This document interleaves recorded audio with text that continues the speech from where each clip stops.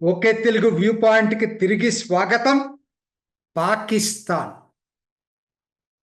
అంటే 1971 తర్వాత మిగిలిపోయిన పాకిస్తాన్. ఒకనాటి పాకిస్తాన్ 25 సంవత్సరాలు కూడా కలిసి ఉండలేకపోయింది. 24 సంవత్సరాలకే రెండుగా బద్దలైపోయింది. ఆ నేపథ్యంలో కొన్ని జాగ్రత్తలు తీసుకున్నారు. ఇకనైనా మనం కొంచెం ఒళ్ళు దగ్గర పెట్టుకొని పనిచేయాలి, లేకపోతే ఇది కూడా ఉండదేమో అనేటువంటి భయంతో కొన్ని జాగ్రత్తలు తీసుకున్నారు. ఆ జాగ్రత్తల్లో భాగమే ఉన్న పశ్చిమ పాకిస్తాన్ని 4 ప్రాంతాలుగా విడదీశారు. బెలూచిస్తాన్, ఖైబర్ పఖ్తూన్ఖ్వా, సింధీ ఏరియా, పంజాబ్, నాలుగు నాలుగు కింద చేశారు. కొన్నాళ్ళు ఏదో నడిచింది, కానీ అది విచ్ఛిన్నకర ధోరణి ఆగలేదు. బెలూచీలు దీర్ఘకాల పోరాటం చేస్తున్నారు. పష్తూన్లు నిజానికి పాకిస్తాన్లో అధికారంలో నిజమైన భాగస్వామ్యం ఎవరికైనా ఉందంటే పంజాబీల తర్వాత పష్తూన్లకే. ఎందుకనంటే ఆర్మీలో పంజాబీలు, పష్తూన్లే ఆర్మీ మొత్తం, మిగతా వాళ్ళు నామినల్. సింధీలు పెద్ద ఆర్మీలో ఇంపార్టెంట్ కాదు. బెలూచీలు అసలు ఎప్పుడు రెండో తరగతి పౌరులే. సో అక్కడ అటువంటి పష్తూన్లు ఇవాళ వేర్పాటువాదం వైపు మొగ్గు చూపిస్తున్నారు.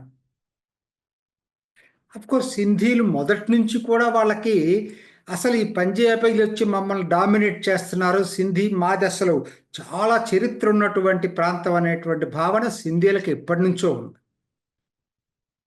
సరే, ఎందుకు నేను ఇదంతా చెప్తున్నానంటే, అసలు పాకిస్తాన్, మిగిలిపోయిన పాకిస్తాను కలిసి ఇన్నాళ్ళు ఉందంటేనే ఆశ్చర్యంగా ఉంది. ఎందుకు ఇన్నాళ్ళు కలిసి ఉండకూడదనే దానికి ఏంటంటే, ఒక్కసారి మీరు మోడర్న్ నేషన్, అధునాతన దేశం అంటే కొత్తగా కాన్సెప్ట్, ఇది 1900లో వచ్చినటువంటి కాన్సెప్ట్, 19వ శతాబ్దంలో వచ్చిన కాన్సెప్ట్ ఇది. ఇదేంటంటే మోడర్న్ నేషన్ కొన్ని ప్రామాణికాలు ఉన్నాయి. ఏంటి ఆ ప్రామాణికాలను చూసుకున్నప్పుడు, ఒకే సంస్కృతి ఉందా పాకిస్తాన్లో, ఒకే జాతి ఉందా పాకిస్తాన్లో, ఒకే చరిత్ర ఉందా పాకిస్తాన్లో? ఎందుకు లేదు? సంస్కృతిని గురించి మాట్లాడితే భారత్తో ముడిపెట్టాలి, అది వాళ్ళకి ఇష్టం లేదు. అందుకని వేరేగా పాఠాలు చెప్తున్నారు. చరిత్ర గురించి ముడి ముడి చెప్పాల్సి వచ్చినా ఇంకా ఎక్కువగా భారత్ను గురించి చెప్పాలి. ఆ రెండు, సంస్కృతి చరిత్ర లేకుండా దేశం ఎలా నిర్మిస్తారు? కేవలం మతంతో నిర్మిస్తారా? ఒకళ్ళ జాతి అన్నా ఒకటై ఉంటే కలిసి ఉండాలనుకోవటానికి జాతి ఒకటి కాదు. పంజాబీలు, సింధీలు, బెలూచీలు, పష్తూన్లు ఎప్పుడు ఒకరు కారు. సో మిగిలిపోయింది కేవలం మతం అండి. రెండోది ఏంటంటే కలిసి ఉన్న భూభాగం. భూభాగం ఏంటంటే మరి బెంగాల్ లాగా, ఈస్ట్ పాకిస్తాన్ లాగా కాకుండా ఇది ఒకే కంటిగ్యూటీ ఏరియా. అది మతం తప్పితే కలిసి ఉండటానికి అంశాలే లేవు అక్కడ. ఒక అధునాతన దేశానికి ఉండాల్సిన సంస్కృతి, చరిత్ర, దేశం, ఒక జాతి, వీటిల్లో కనీసం రెండన్నా ఉండాలి. అవి లేనప్పుడు దేశం విచ్ఛిన్నం కావటం సహజం. ఇది ఇవాళ అయితే ఎందుకు కలిసింది ఇన్నాళ్ళ నుంచి మీరు అనొచ్చు. కరెక్టే కదా అంటే చెప్పాను కదా, మొదటి పాయింట్ ఏంటంటే ఎప్పుడైతే తూర్పు పాకిస్తాన్ విడిపోయిందో జాగ్రత్త పడ్డారు.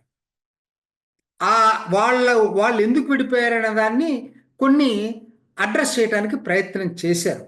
అది తాత్కాలికంగా నిలబడింది, పూర్తిగా నిలబడలేదు. అది నేను చెప్పాను కదా, ఆ కారణాలు ప్రధాన పునాదులు లేకుండా మిగతా నిలబడవు. ఇప్పుడు జరుగుతున్నది ఏంటంటే, పాకిస్తాన్ విచ్ఛిన్నానికి ముహూర్తం ఎప్పుడో ఇప్పుడు మనం నిర్ణయించుకోవాలి. విచ్ఛిన్నం ఖాయం. ఎప్పుడు జరగబోతుంది? ఇవాళ జరుగుతుందా, రేపు జరుగుతుందా, ఎల్లుండి జరుగుతుందా? ఇదే ఇప్పుడు చర్చ. ఎందుకని? దానికి దోహదపడే అంశం ఇటీవల ఒకటి జరిగింది. అదే గేమ్ చేంజర్ కాబోతుంది. ఏంటంటే మొన్న ఒక వారం 10 రోజుల క్రితం ఇస్లామాబాద్లో ఆర్మీ నిరాయుధులైన ప్రజల మీద కాల్పులు జరిపింది. దేనికోసం అది?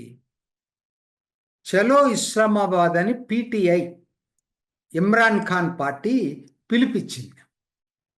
ఎందుకని? ఆయన్ని అన్యాయంగా జైల్లో పెట్టారు. నిజమే అది. నిజం అంటే ఇమ్రాన్ ఖాన్ భారత్కు వ్యతిరేకంగా మాట్లాడచ్చు. మనం పాకిస్తాన్ గురించి మాట్లాడుకుంటున్నాం ఇప్పుడు. ఆ టాపిక్ కాదు. ఆయన ఎవ్వరు ఒప్పుకున్నా లేకపోయినా పాకిస్తాన్లో మోస్ట్ పాపులర్ లీడర్ ఎవరన్నా ఉన్నారంటే ప్రస్తుతం ఇమ్రాన్ ఖాన్ ఒక్కడే.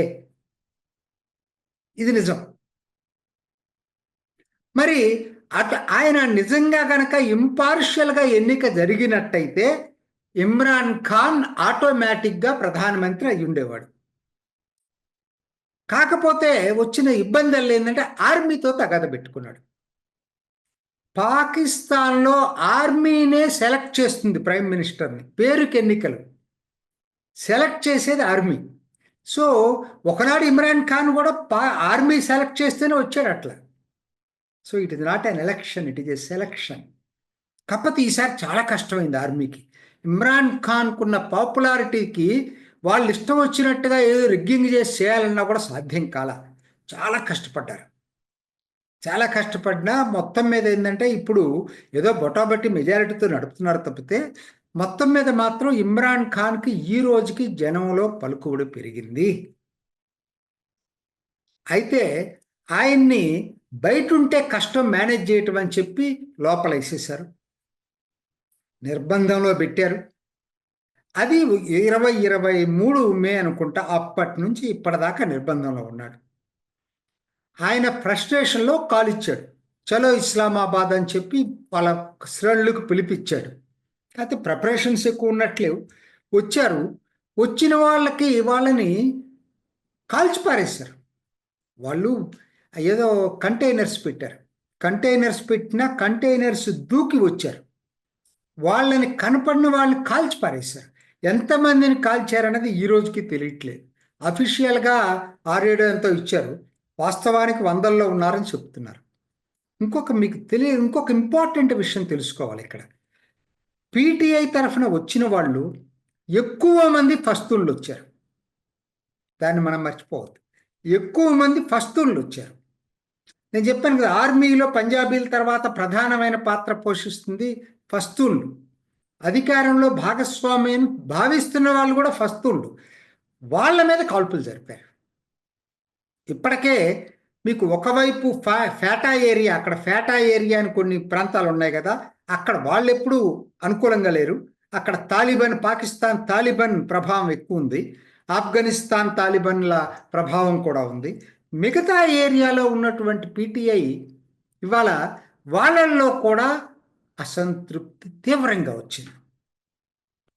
వచ్చింది. సో ఎందుకు నేను చెప్తున్నానంటే ఇది ఒక గేమ్ చేంజర్ కాబోతుందని ఎందుకు చెప్తున్నానంటే ఒక్కటండి, పాకిస్తాన్ చీలిపోయినా కూడా ఇన్నాళ్ళు కలిసి ఉండటానికి ఇందాక చెప్పాను కదా, ప్రధాన కారణం ఏంటో తెలుసా? ఆర్మీ. దేశం ఆర్మీని నడపట్ల, అక్కడ ఆర్మీ దేశాన్ని నడుపుతుంది. చాలా తేడా ఉంది రెండింటికి. ప్రజలకు కూడా ఆర్మీ మీదే విశ్వాసం ఉంది. దేశం అంటే ఏముంది, అక్కడ సంస్కృతి చరిత్ర సపరేట్గా ఎక్కడ ఉంది భారత్కి మించి పాకిస్తాన్కి. సో ఏంటి, ఆర్మీని ఇన్నాళ్ళ నుంచి వీళ్ళందరికీ బైండింగ్ థ్రెడ్ ఏదైనా ఉందంటే అది ఆర్మీ. మొట్టమొదటిసారి, అంతకుముందు కూడా జరిగిన ఈ కాల్పులు ఏంటంటే క్వెట్టాలో జరగచ్చు, లేకపోతే పెషావర్లో జరగచ్చు, అవి వేరు. ఇస్లామాబాద్, పాకిస్తాన్ నడిబొడ్డులో ఇస్లామాబాద్లో నిరాయుధులైన ప్రజల్ని కాల్చటం. అంతకుముందే ఇమ్రాన్ ఖాను టైంలోనే ఆర్మీకి వ్యతిరేకంగా వాళ్ళందరూ ఆర్మీ ఇళ్లలోకి వెళ్ళి జనం ఇచ్చేయటం, వరుసగా జరుగుతున్న సిరీస్ ఆఫ్ ఇన్ఫ్లుయెన్స్. క్లైమాక్స్ ఏంటంటే నిరాయుధ ప్రజలను చంపటం. అంటే ఆర్మీ మీద విశ్వాసం సడలింది. పాకిస్తాన్ కలిసి ఉండడానికి అదే కారణం, ఆర్మీనే. అటువంటి ఆర్మీ మీద ఇప్పుడు విశ్వాసం సడలింది కాబట్టి పాకిస్తాన్ విచ్ఛిన్నం ఖాయం. కోర్స్ మిగతా పరిస్థితులు ఏమైనా బాగున్నాయా?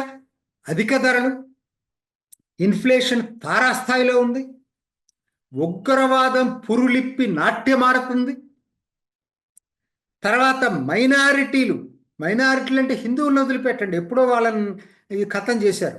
మిగిలిన షియాలు, అహ్మదియాలు, సూఫీని నమ్మేవాళ్ళు, వీళ్ళందరూ చాలా అభద్రతా భావంలో ఉంటున్నారు. అయినా కలిసి ఉండటానికి కారణం ఆర్మీ. అటువంటి ఆర్మీ మీద ఎప్పుడైతే విశ్వాసం సన్నగిల్లిందో ఎన్నాళ్ళు ఈ ప్రభుత్వం ఉంటుంది? ఎన్నాళ్ళు ఆర్మీ ప్రజల నమ్మకం లేకుండా పాకిస్తాన్ని ఇట్లానే కొనసాగించగలదు?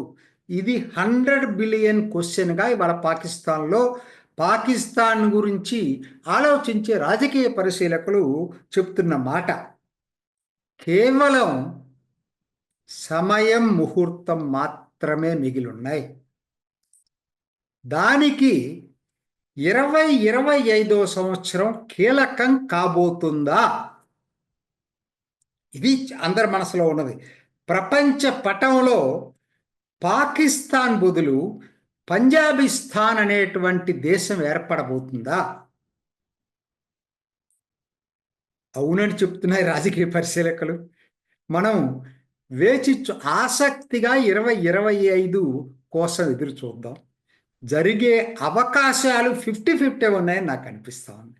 చూద్దాం ఏం జరుగుతుంది. ఇది ఈనాటి ఓకే తెలుగు వ్యూ పాయింట్. మరొక ఎపిసోడ్లో మళ్ళీ కలుసుకుందాం. నమస్తే. చూసారు కదండి, మరి ఈ వీడియో కనుక మీకు నచ్చినట్లయితే ఒక లైక్ కొట్టేసి మీ అభిప్రాయాన్ని కూడా కామెంట్ బాక్స్లో తెలియజేస్తూ ఇలాంటి ఇంట్రెస్టింగ్ అప్డేట్స్ కోసం మా ఛానల్ని సబ్స్క్రైబ్ చేసుకోండి.